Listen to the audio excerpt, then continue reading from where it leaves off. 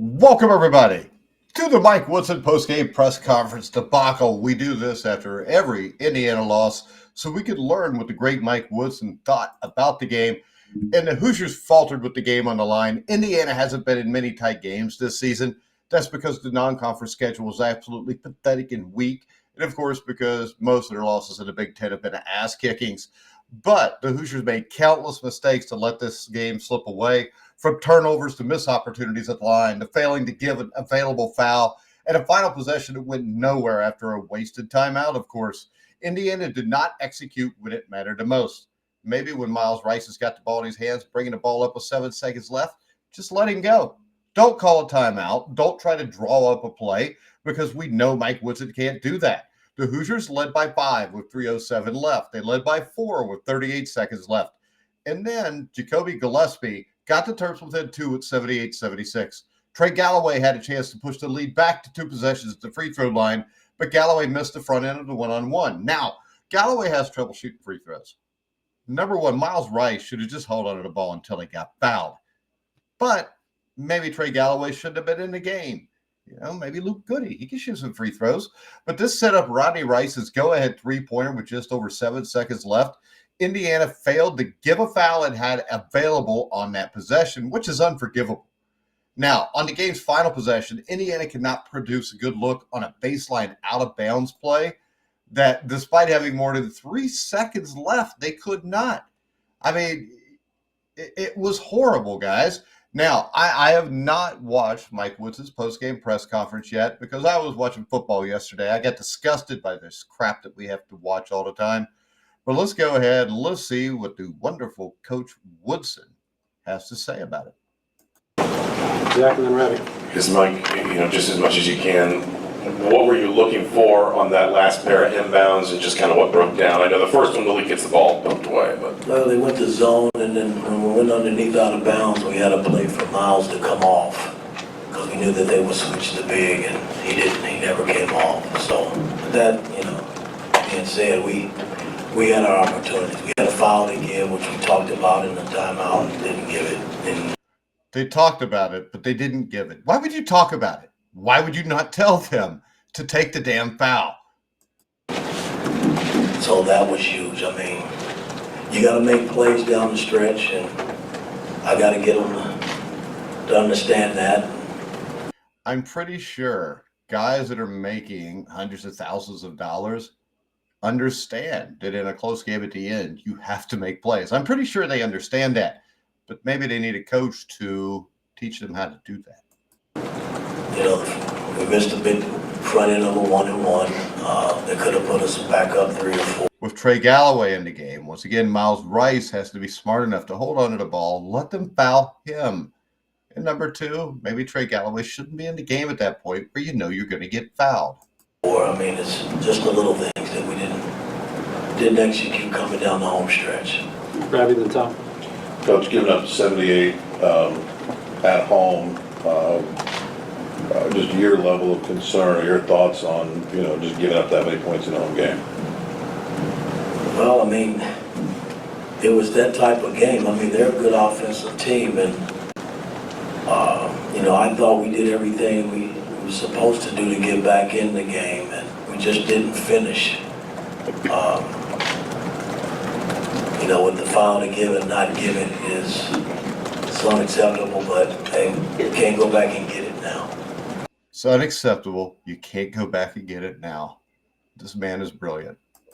Tom, and then Daniel. Just big picture with this. You obviously have to swallow this tough loss. What a game that ends like that, is that harder to swallow than others? No, anytime you lose, it's tough to swallow. I don't like to lose at all. It's just my makeup. That is his makeup. But if you look at his NBA record and college record combined, he has lost more games than he has won. And I know those guys in the locker room, hey, I love them to death, and they don't like losing.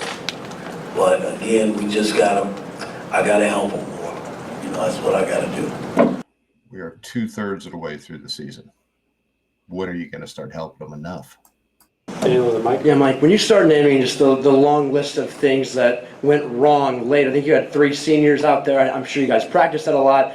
How surprised are you the execution kind of stumbled it that way? Well, I mean, I'm not going to say we executed to get back into the game. You know, we on the free throw line with the 1-and-1 up to, I think, 20-something seconds on the clock. And a 6-year freshman or senior who seems like he's been here since the Bob Knight era falls apart again. Trey Galloway is a joke. He's a 6-year senior. He should be a leader, and he is not. He is selfish, like 90% of the players on this team. And then we just didn't get a key stop with the foul to give. You know, the ball scrambled out. You know, I mean, the initial thrust of their offense, I thought we played it well. And then when the ball kind of spurted around, you know, we just didn't get up and take the foul like we should have. Because this team is lazy. They give up 78 points, not because Maryland is a high-powered offense. They give up 78 points because they are lazy.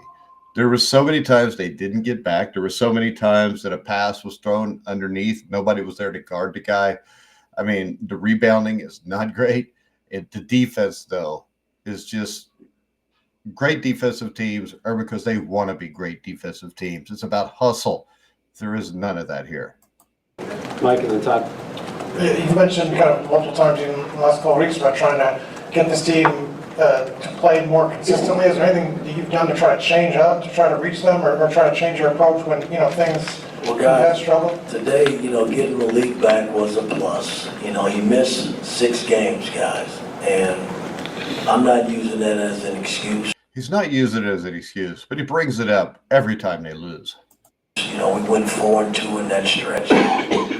With 3 games on the road, going 2-1, and I would like to say this: if they'd had Malik that whole time, they might have lost 1 or 2 of those games because Malik doesn't play defense.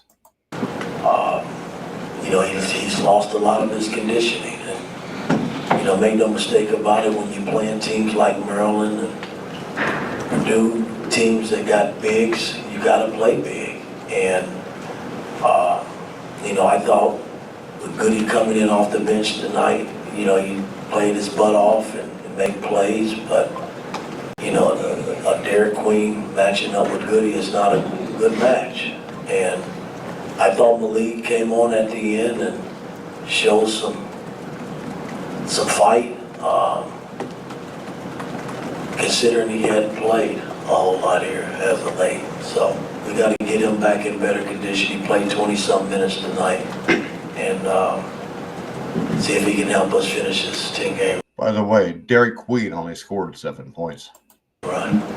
Todd and then Zach. Mike, on the last inbounds, you swapped out McKenzie and Goody for Wheel and Ballo. Was there something you saw in what Maryland's set was to do that? Well, or also, was there, off the timeout, something you didn't see that caused you to not put them in at that point? Well, they went zone on our initial last timeout, and you know, Malik tried to make the play on the baseline, anything to get a foul, and Derek made a good play on the ball to knock it out of bounds. But the play that we had coming underneath, we just didn't execute. Miles didn't come off, and he stayed there in the corner, and we didn't get much out of it. Zach and then Mike.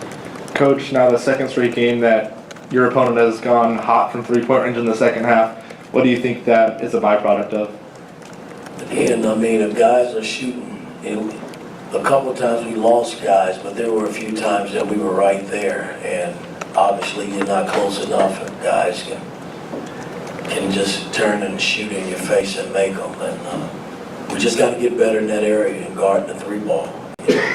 Early on, we were pretty good in that area, and we had some slippage there as well. Early on, they weren't good at guarding a 3-ball. They played teams that were not very good. That is the only reason we're sitting here right now, 14-7, and even considered an NCAA tournament berth. If you would have given the Indiana Hoosiers a representative Big Ten non-conference schedule, right now they would probably be sitting at 11-10 or 10-11. Last question, Mike. Coach, you guys were up 5 with 3 minutes to go, and it seemed like the next few possessions got really late into the shot clock and didn't end up in good looks. Did you get what you wanted out of those? Were you trying to work clock, or what? No, I wasn't really trying to work clock. You know, I thought Malik, you know, rushed a little push shot that he had right there in the lane, kind of a little chippy to the few that he had just made.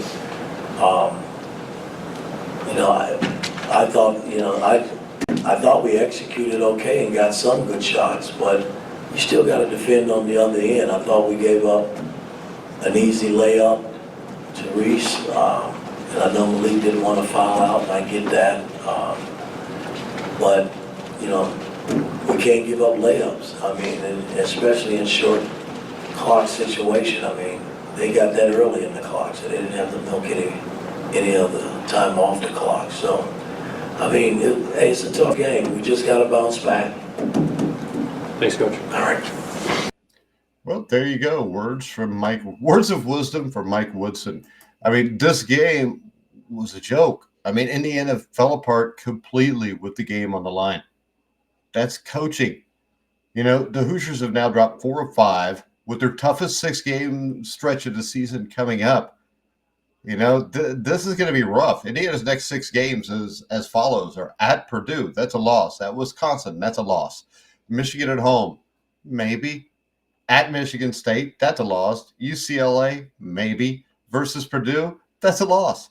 So when we look at this, we've got maybe they could beat Michigan and UCLA. If they were to do that, that would get them to 16 wins with 8, 9, 10, 11 losses. Then maybe you can make a run. But can they beat Michigan? Michigan has a much better coach. They don't have the talent, but Indiana has more talent than almost everybody they've played, and they lose. All right? I would say this. I would project Indiana to lose all 6. All right? I think they're going to be lucky to finish 8-12 in the Big Ten. Last season, Indiana finished 10-10 in the Big Ten. This team is supposed to be better. Indiana has continued to fail to meet expectations in year 4 of Mike Woodson's tenure. All right, the IU program continues to fail to meet expectations. How long can this be allowed to go? Woodson stated in the offseason this was the most talented roster in Bloomington. The Hoosiers were picked to finish second in the Big Ten Conference. They were ranked in the AP Top 25. However, with the calendar headed towards February, Indiana is not even projected to make the NCAA tournament. This is year 4 of Woodson's tenure. The baseline expectations for Indiana basketball were competing for a conference title and a favorable setup and an opportunity to advance in the NCAA tournament. With just 10 games left and a tough remaining schedule, Woodson is failing to meet the bare minimum of expectations. How can this continue on? This season can't end soon enough. Woody has established he can do less with more, and he does it better than anybody else. This yesterday may have been worse than the 2 blowouts. This was a game that should have been won that wasn't. It was given away by bad coaching, poor execution by the players. And I'm telling you, Assembly Hall yesterday, when you watched that game, except for the last 5 minutes when IU decided to try for a bit, Assembly Hall was dead in a close Big Ten Conference game. That's not the way it's supposed to be here, guys. This is supposed to be Indiana. It's supposed to mean something. It's supposed to be special. The biggest roar yesterday was for Curt Cignetti and Trent Green, Indiana football head coach and legendary Indiana football player. If Mike Woodson is continuing into next season, Indiana is going to be a football school before you know it, guys. Curt Cignetti has proven you can get a guy who can come in here and turn things around in 1 year's time. And he did it with a roster of 83, not a roster of 12. All right, guys, big announcement on Wednesday at 1 o'clock Eastern, live. It'll be the Indiana Basketball Weekly Show with myself and former Indiana Hoosier Steve Risley. Make sure you check us out at 1 o'clock. You can bring any comments you want, type them in, send them to us. Make sure you follow us on Twitter at Grilling Truth. But for now, guys, I'm Mike Goodpaster. You've been watching and listening to The Grilling Truth, where the legends speak.